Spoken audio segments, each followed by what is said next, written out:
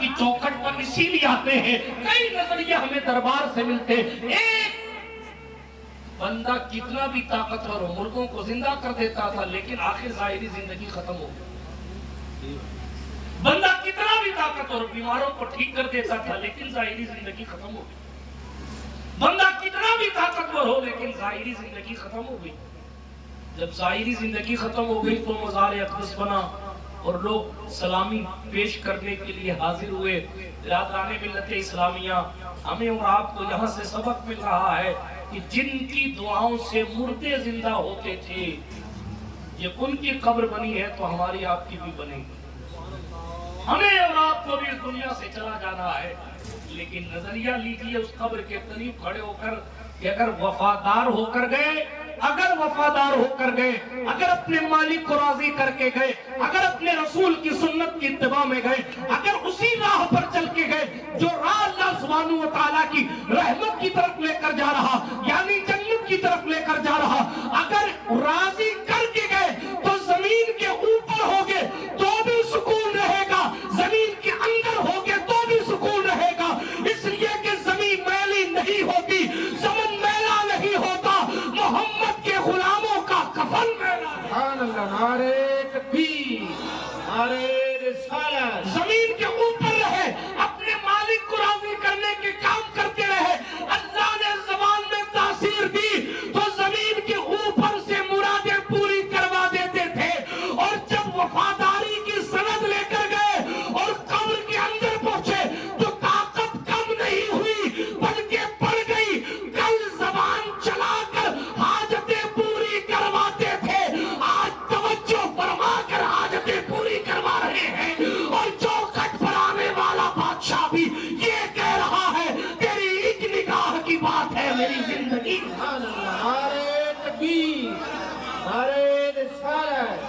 زمین کے اوپر اگر آپ نے مصطفیٰ جان رحمت کے دین کی خدمت کی، اس راستے پر چلے اور چلایا جس راستے کو رسول اللہ نے پسند کیا ہے، جس راستے کی اتباع کا حکم قرآن نے دیا ہے، بلکہ آگے بڑھ کے یہ کہوں یہ تو سیدزادے ہیں، اگر بندہ مقام مقبولیت پر پہنچ جائے تو اس سے بھی کوئی لینا دینا نہیں ہے، یہ اس کا سلسلہ نسب کس سے مل رہا ہے، اس لیے کہ ابو جہل کا بیٹا بھی اگر مصطفیٰ کا وفادار ہو جائے تو وہ صحابیت کی دہلیز پر پہنچتا ہے، اور جب صحابی ہو جائے تو وقت کے غوث اعظم سے بھی بڑا ہوتا ہے۔ پتا چلا حضور کی وفا دشمنوں کے بیٹوں کو بھی ایسا مقام دیتی ہے جس مقام کو دیکھ کر خود غریب نواز رشک کرتے ہیں، خود غریب نواز رشک کرتے نظر آتے ہیں۔ اس کی زندہ مثال اور قریب کی مثال آپ کو دیکھنی ہے تو دیکھیں اشفاق العلماء، بابا قوم و ملت، حضور مفتی اعظم راجستھان مفتی اشفاق حسین نعیمی رحمت اللہ تعالی علیہ، لوگوں کو ان کے گاؤں کا نام نہیں معلوم ہے مخصوص لوگوں کے سوا کہ وہ آئے کہاں سے تھے، لیکن اتباع رسالت میں اور اتباع خداوندی میں ایسی زندگی گزاری ہے کہ غوث اعظم کی اولاد بھی ان کے قبر کے قریب کھڑے ہو کر کہتی ہے ابر رحمت تیری برکت پر مہربانی کرے، حشر تک شان کریمی کا۔ سبحان اللہ، زندہ باد، زندہ باد، سبحان اللہ اکبر، یا رسول اللہ، یا رسول اللہ، مفتی اشفاق حسین صاحب قبلہ زندہ باد۔ پتا یہ چلا کہ بندے کا کام فقط اتباع کرنا ہے، فقط رسالت میں آپ کو راضی کرنا ہے۔ جو رسول اللہ کو راضی کر گئے، جنہوں نے رسول سے وفا کر لی، جنہوں نے مصطفیٰ کو منا لیا، انہوں نے حضور کو دیکھا نہ بھی ہو پھر بھی ہوئے سے کرنی، دیکھا ہو تو وہ وہی بنتے، دیکھا نہ ہو لیکن عقیدت ہو۔ اور علماء کی توجہ چاہتے ہیں قاری اکرم صاحب، عقیدت ہر جگہ ضروری ہے، اور اگر بغیر عقیدت کے حضور کو بھی دیکھا جائے تو فائدہ نہیں ہوتا۔ حضور کو تو ابو جہل نے بھی دیکھا تھا، ابو لہب نے بھی دیکھا تھا، مگر بغیر عقیدت کے دیکھا۔ اور دیکھا ابو بکر صدیق نے بھی تھا، مگر عقیدت سے دیکھا تھا، عقیدت سے ایسا دیکھا کہ ایک دن جبریل امین آئے تھے، اوپر سے نیچے آئے تھے، ہر دو آسمانوں کے بیچ میں 500 سال سے زیادہ کا فاصلہ ہے، ساتوں کے اوپر جبریل کا سدرہ ہے، اتنی اوپر سے وہ نیچے آئے، محبوب کی چوکھٹ پر آئے، دربار رسالت میں آئے، اور سیدنا ابو بکر صدیق سامنے سے جا رہے تھے، گزر رہے تھے، حضرت جبریل امین نے حضور سے عرض کیا، یا رسول اللہ یہ ابو بکر ہے نا؟ مخدوم ملائکہ جبریل امین، آج ایس پی صاحب پہچان لے تو ہمارا سینہ چوڑا ہوتا ہے، وہ مجھے سیائی جانتا ہے، مجھے سپرنٹینڈنٹ آف پولیس جانتا ہے، مجھے کلکٹر صاحب جانتے ہیں، مجھے منسٹر صاحب جانتے ہیں، صدیق اس ذات کا نام ہے جس کے تقدس کا اندازہ کیجئے۔ حضرت جبریل امین نے حضور سے عرض کیا، سرکار یہ ابو بکر ہے نا؟ مصطفیٰ نے مسکرا کر کہا، جبریل پہچانتے ہو کیا ابو بکر کو؟ تو جبریل امین نے عرض کیا، میں کیا، ملائے اعلیٰ کے سارے فرشتے اس کی صداقت کی گواہ ہیں۔ میں عرض یہ کر رہا تھا، یہ ابو قحافہ کا بیٹا اتنی بلندی پر کیسے پہنچا؟ تو جواب آیا، عقیدت سے حضور کو دیکھا تھا اور دشمن کے سامنے حضور کی معراج کی تصدیق کی تھی، آج تک صدیقیت کا غلبہ نگاہوں کے ساتھ۔ سبحان اللہ، سبحان اللہ، نعرہ تکبیر، اللہ اکبر، نعرہ رسالت، یا رسول اللہ، حضرت ابو بکر صدیق۔ عقیدت سے اگر آپ حضور کو دیکھیں گے تو ہر پھل کے ابو بکر تو ابو ہے، ابو بکر تو ابو بکر ہیں، علی تو علی ہے، عمر تو عمر ہے، عثمان تو عثمان، اصحاب کہف کا کتا۔ اگر عقیدت سے ولیوں کے سامنے جھک جائے، سورۃ الکہف قرآن مقدس کی تفسیر اٹھا کر پڑھیے، اس کتے نے سرنڈر کیا تھا، وہ جناب والا عیسیٰ علیہ السلام کی امت کے وہ جانباز لوگ جنہوں نے بت پرستی کو قبول نہ کیا اور جناب توحید اور وحدانیت کا عقیدہ رکھنے کے لیے، وہ اپنے مالک کو ایک ماننے کے لیے اپنی جان بچا بچا کر جناب پہنچ گئے تھے غار کے سائے میں۔ جب وہ غار میں داخل ہونے لگے تھے تو کتے نے کہا تھا، مجھے بھی اپنے ساتھ لے لو۔ تو ان عیسیٰ کے امتیوں نے کہا، تیری صفت بھونکنا ہے، ہم تجھے ساتھ نہیں لیں گے۔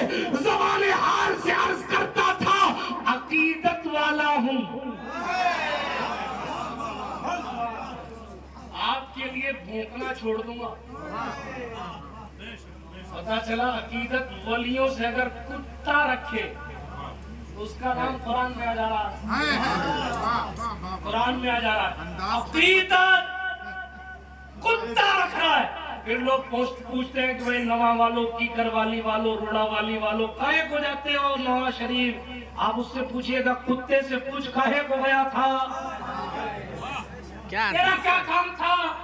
بادشاہ تیرے پیچھے تھوڑی پڑا تھا، تیری جان کا تھوڑی مسئلہ تھا، تجھے عقیدہ توحید کا اقرار تھوڑی کرنا تھا، تو نے کوئی تہجد کے سجدے تھوڑی ادا کرنے تھے، تو نے کوئی اللہ کی ضربیں تھوڑی تجھے لگانی تھی۔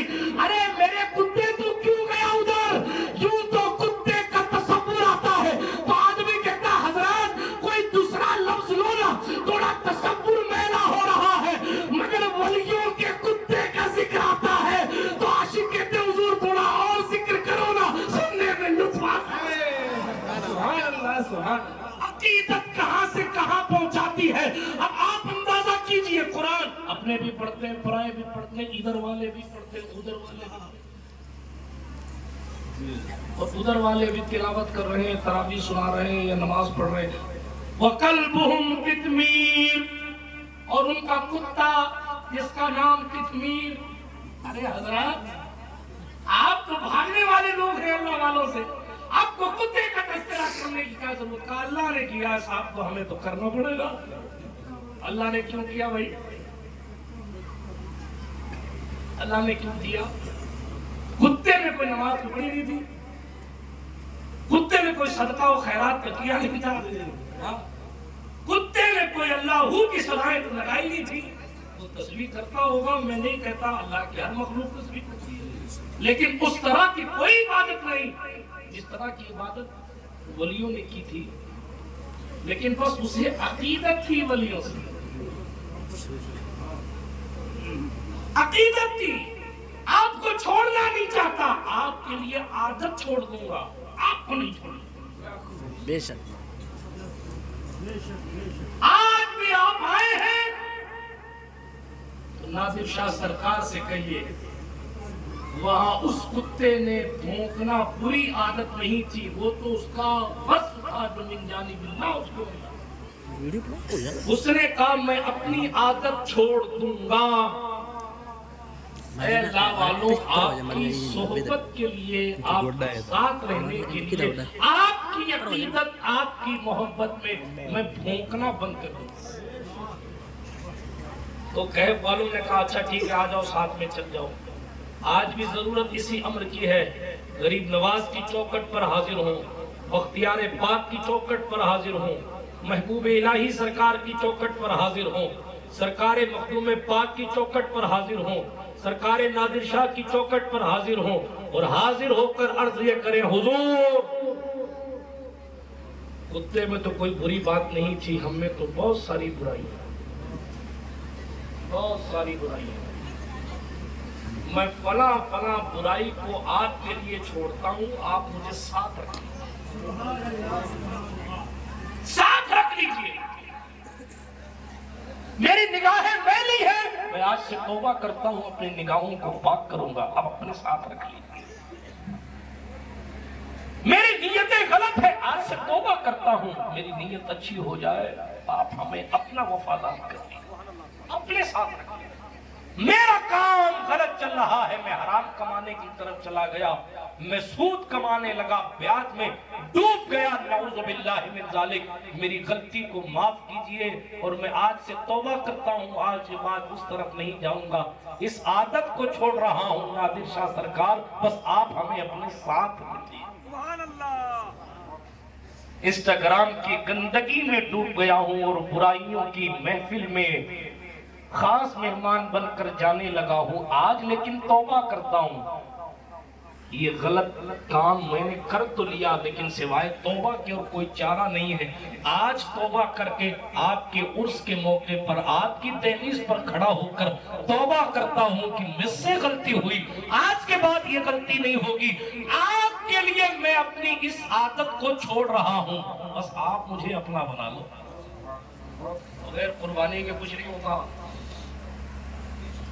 اپنی بری عادتوں کی لسٹ بنائیے، اور اس لسٹ میں سے جن جن برائیوں کو چاہے چنیے، اور چن کے اللہ والوں سے کہیے کہ حضور، اے سرکار غریب نواز، اے ہندوستان کے شہنشاہ، ہم نے یہ برائیاں چھوڑ دی ہیں، آپ مجھے اپنا بنا لیجئے. اب سنیے رزلٹ.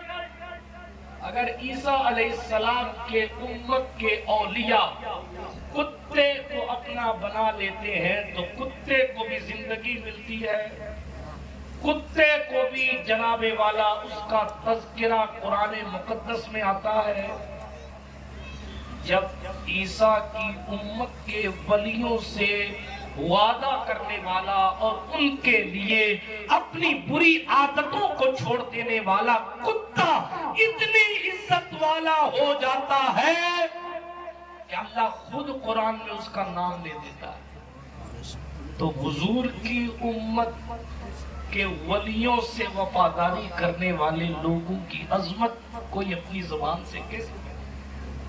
اس لیے ہمیں اس میں جو بلایا جاتا ہے، اس لیے نہیں بلایا جاتا کہ آئیے اور بھیڑ کیجئے چلے جائیے، بلکہ اس لیے بلایا جاتا ہے دیکھیے چمکتے ہوئے گنبد کو دیکھیے اور ترسیے نہیں بلکہ تڑپیے. اور جگہ نہ دیکھو اور ترسو، یہاں دیکھو اور تڑپو. ایسا تو نہیں ہو، ایسے تو نہیں بن سکتے لیکن ان جیسے نہیں بن سکتے، ان کے قدموں میں سونے والے تو بن سکتے ہیں۔ ان جیسے نہیں بن سکتے، ان کے لیے اپنی عادتوں، بری عادتوں کو چھوڑ کر اللہ کو راضی کرنے والے تو بن سکتے۔ اگر عقیدت سچی ہوگی تو جناب یہ بھی کلیئر کرتا چلوں، اگر عقیدت سچی ہے تو پھر برائیاں چھوٹیں گی، اگر فارمیلٹی ہے تو پھر گاڑی جیسی چل رہی ویسی چلی۔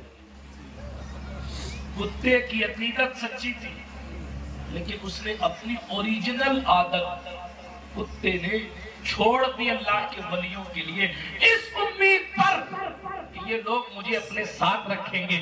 آج بھی اگر ساتھ ہونا چاہتے ہو، آج بھی اگر ساتھ ہونا چاہتے ہو اللہ والوں کے، تو ضرورت یہی ہے کہ ہم اپنی آرزوؤں کو پسے پشت رکھیں اور اتباع کریں اس راستے کی جو راستہ رحمت للعالمین کا راستہ ہے، جو راستہ غوث اعظم دستگیر کا راستہ ہے، جو راستہ خواجہ اجمیر کا ہے۔ ان اہل اللہ کے راستوں پر چلے، یعنی اس راستے پر جو مالک کو منانے کا راستہ ہے۔ جب اس راستے پر چلنے کی سچی نیت کریں گے، پتہ چلا آپ اپنی عقیدت میں سچے تھے۔